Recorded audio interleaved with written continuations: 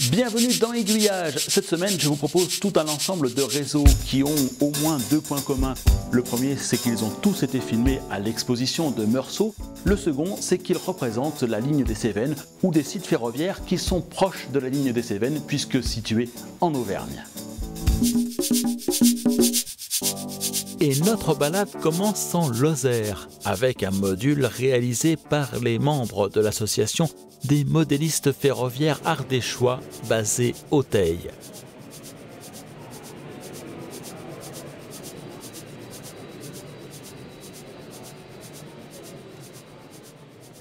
Ce TER, arborant la livrée Languedoc-Roussillon, s'apprête à franchir le viaduc de Chazezac, près de Prévenchères, plus communément appelé viaduc du Rachat.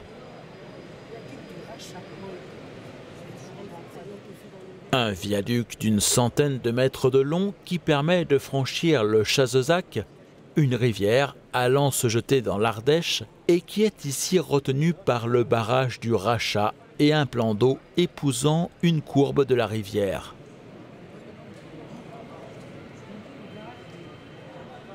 La ligne qui franchit en légère déclivité cet ouvrage d'art placé entre deux tunnels est celle des Cévennes. Et outre des TER assurant des dessertes locales et des trains de marchandises transportant notamment du bois, on peut y voir circuler le Cévenol.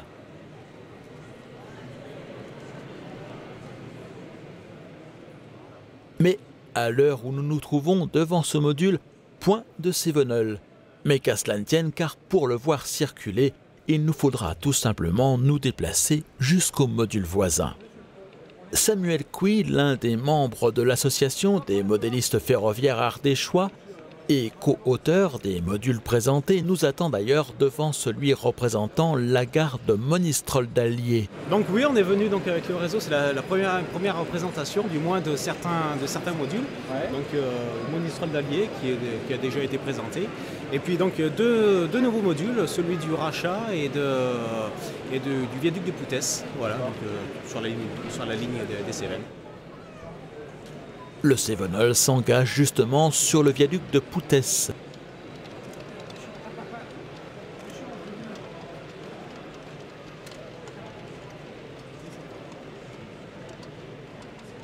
C'est une passion commune pour la ligne des Cévennes qui a fait se rencontrer les trois auteurs de ces modules. Avec un copain, ça fait déjà 10 ans, une bonne dizaine d'années qu'on en parle. Et puis on a rencontré donc Jean-Michel qui lui aussi était bien branché Cévennes. Et puis on s'est regroupés et l'aventure a débuté. Et puis c'est pas prêt de s'arrêter. Une aventure pas prête de s'arrêter, c'est tout ce que l'on souhaite à ces modélistes, tout comme l'on ne peut que souhaiter la pérennisation du Cévenol. Ce train il subsiste tant bien que mal, mais bon, il y a beaucoup les gens quand même le soutiennent à fond ce train. Donc pour l'instant, il roule, il n'y a pas... Dans l'immédiat, il n'est pas prêt d'être supprimé, donc croisons les doigts pour l'avenir. Et le voici entrant en gare de Monistrol d'Allier. Une gare que les trois amis ont choisi de représenter parmi les très nombreuses jalonnant la ligne. Mais celle-ci avait aux yeux des modélistes quelques petits plus. Il y a un petit embranchement, voilà. Enfin, c'est une gare qui, à l'époque, vivait quand même pas mal avec le transport du bois. Voilà. Et puis c'est vrai que oui, l'environnement, c'est vrai que nous plaisait quand même pas mal. Voilà. Mais c'est vrai que des gares, il y en a tellement à faire sur cette ligne. Voilà. C'est vrai que notre but ultime serait de faire la gare de la Bastide. Ça, c'est voilà, le point culminant de la ligne. C'est dans les projets. Papa, regarde, il arrive là. Il refait un tour.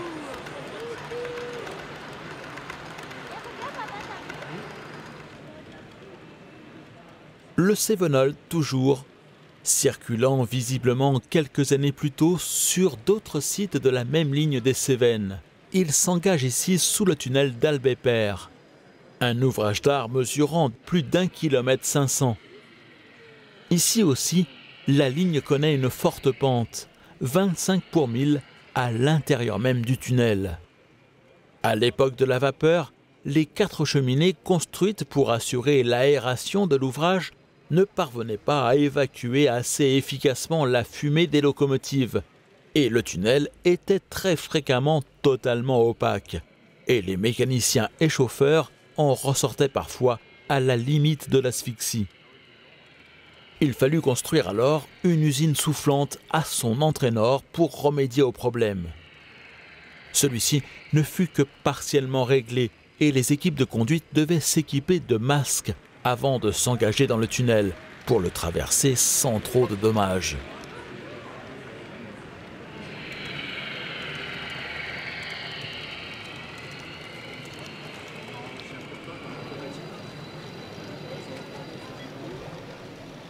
Du même auteur, Claude Coutarel, le viaduc du Mazel, représenté ici en saison hivernale.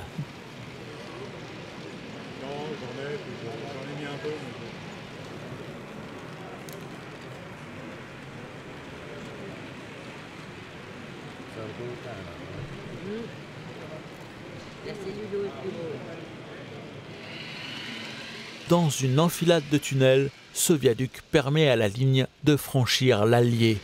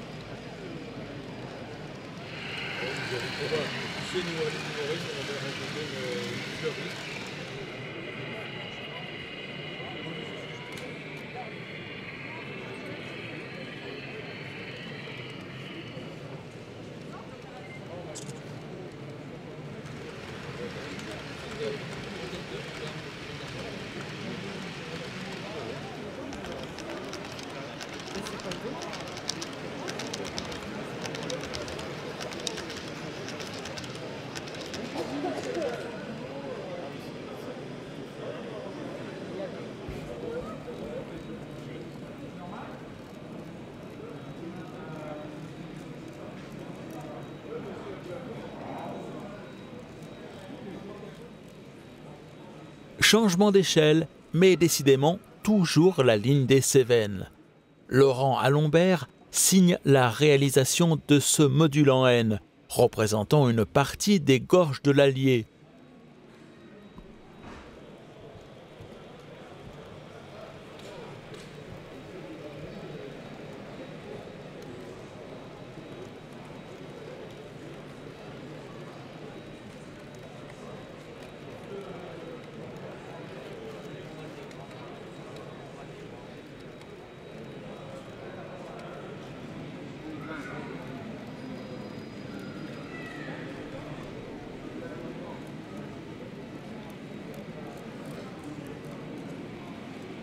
Ici, le viaduc de Chapeauroux, également appelé viaduc du Nouveau Monde, en Lozère.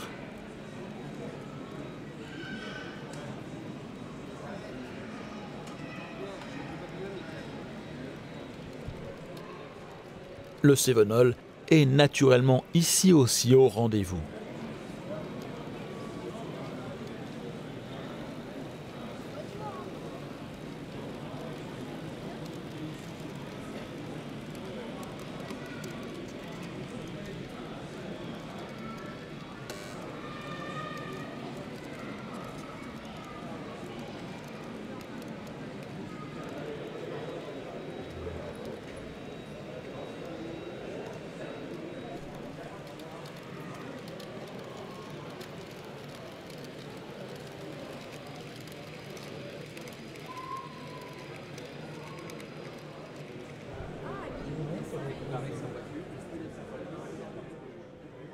Mais quittons la ligne des Cévennes sans pour autant nous éloigner beaucoup, puisque je vous propose de rester en Auvergne.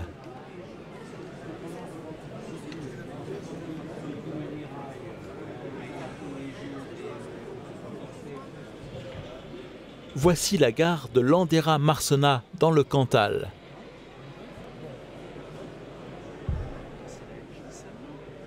Cette gare est située sur l'ancienne ligne Bord-les-Orgues-Neussargues.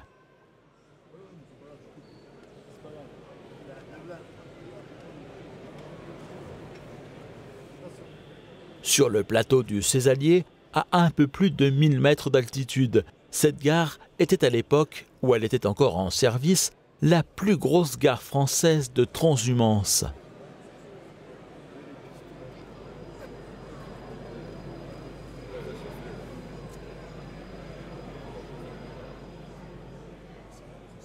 Ces modules sont une réalisation de l'Association des modélistes cheminots de Limoges. Une association déjà présente à Meursault il y a 3 ans, avec une autre maquette que je vous avais présentée alors dans un numéro d'aiguillage.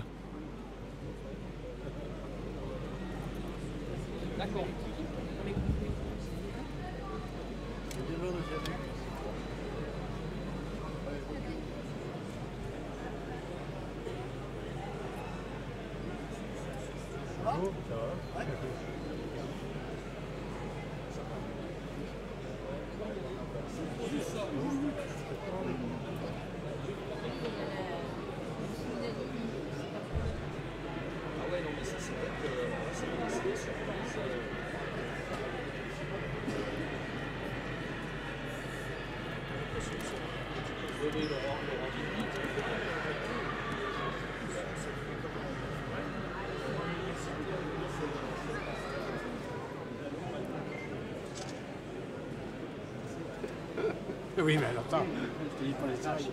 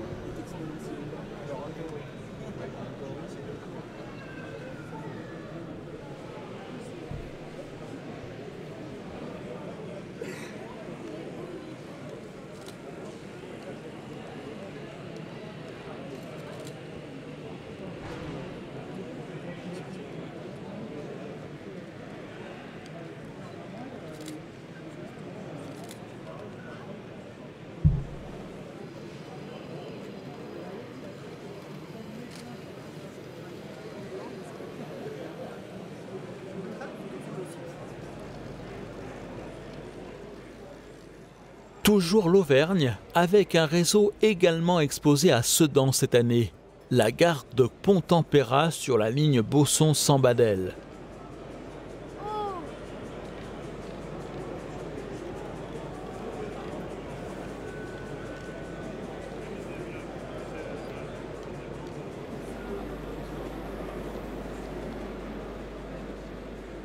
Pour la petite histoire, c'est la commune de Pont-en-Pérat elle-même qui n'existe plus. Elle a été rattachée à la commune de Craponne-sur-Arzon en Haute-Loire.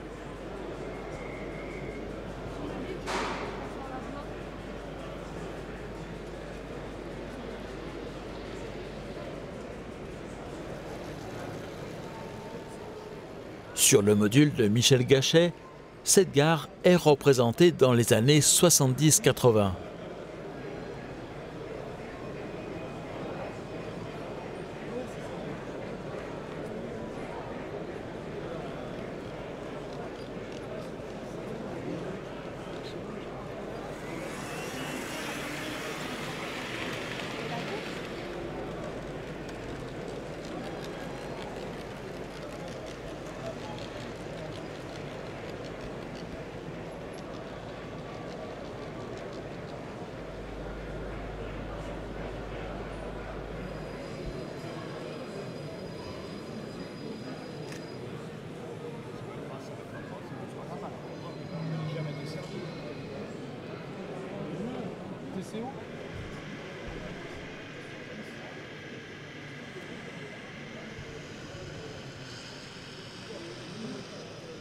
Et puis pour terminer ce numéro d'aiguillage et rester dans le ton, voici la gare d'Aurillac et sa magnifique verrière.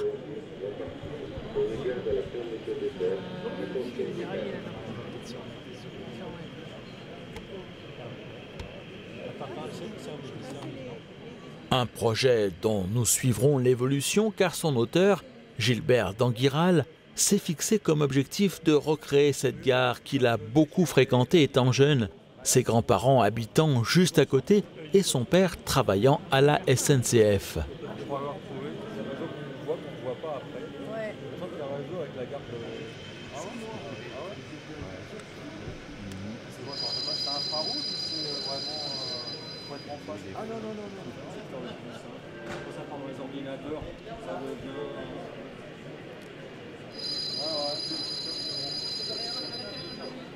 À terme, son projet devrait occuper 17 mètres de long et être composé de 30 modules.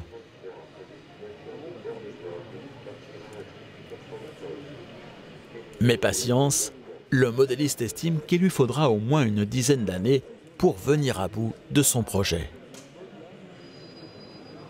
Je crois que c'est vidéo chandelle. Je fasse pas mal de temps. Je fasse un peu d'électricien. Non, il n'y a pas de souci. Oui, bah, l'hôtel c'était déjà comme ça. Mais... voilà.